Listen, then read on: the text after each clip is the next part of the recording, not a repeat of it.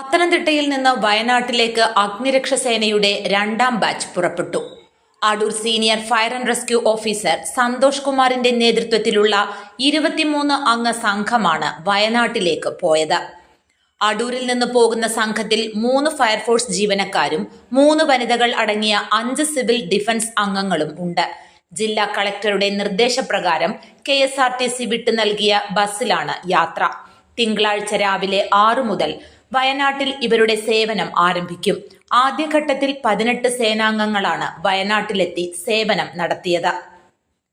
News bureau, Pathanamthitta.